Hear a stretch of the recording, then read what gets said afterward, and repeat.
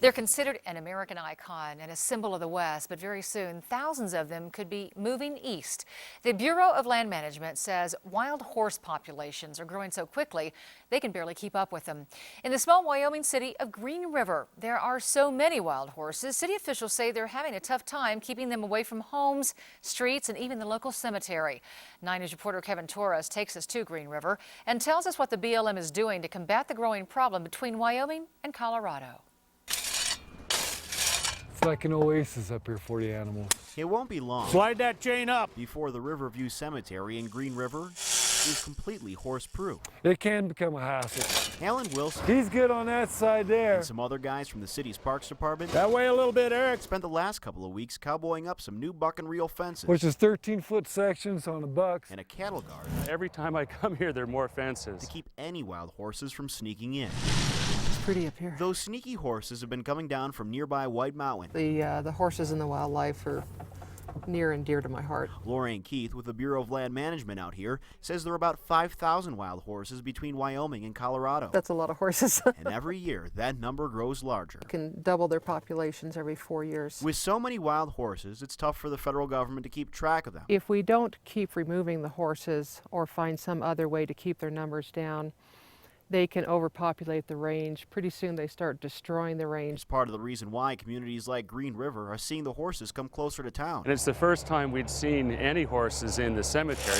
A rowdy herd racked up about $5,000 worth of damage inside the Riverview Cemetery since December. It's just the way they're marking their territory. The BLM says it's never seen anything quite like it before either. I've not seen that in the 14 years that I've been here. Lauren Key says it's more of a reason to continue rounding up a portion of the wild horse population every year. We removed approximately 1,000 horses from the range last year. Most of them are brought to sanctuaries in the Dakotas and Nebraska, while others are used in certain prison programs in Colorado. Hi, puppies. Keith knows there is no perfect solution when it comes to dealing with overcrowding. Here they go. While the folks in Green River think fences will do the trick, Right. the BLM says horse transfers will have to make do for now. Oh, family photo. In Green River, Wyoming, this is Kevin Torres, 9 News. This story came to us from a viewer. If you have a story idea, log on to 9news.com and click on the news tip icon. From Colorado's high-definition news leader, this is 9 News at 5. The mountain lion was in their home. They were trapped inside with it as it mauled one of their dogs to death. Thanks for joining us. I'm Cheryl Preheim. And I'm Kyle Clark. Michelle Beasy said she thought she might die right there. She first heard her dogs yelping 2 rooms away. She knew the mountain lion was close and that there was not much that she could do to keep it away from her and her son. 9 News reporter Kevin Torres is in Salida, which is in Chaffee County, and we want to warn you, portions of his story tonight are graphic.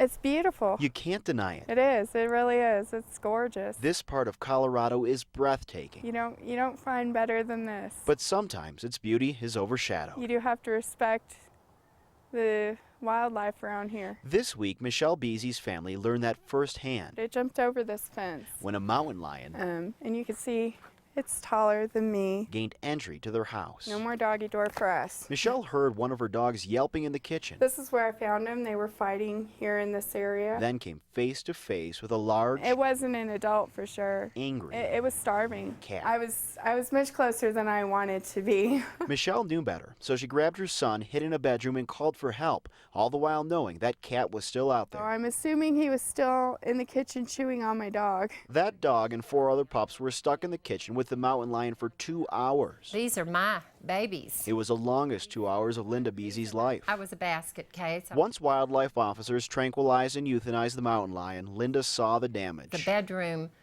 looked like somebody got killed in the bedroom. I know something did, but I didn't know it was my dog's blood. Her dog Nunchucks That was my nunchucks. was killed. 2 others lost eyes. I call these my one-eyed soldiers. But they didn't go without a fight. Combat wounds. Linda says they helped protect her daughter-in-law and grandson from getting killed. Look up, girls. You're getting your picture taken. Yeah. In Chaffee County, this is Kevin Torres, 9 News. The Department of Wildlife says this particular mountain lion was malnourished. It might have had something else wrong with it because the DOW says these incidents are very rare.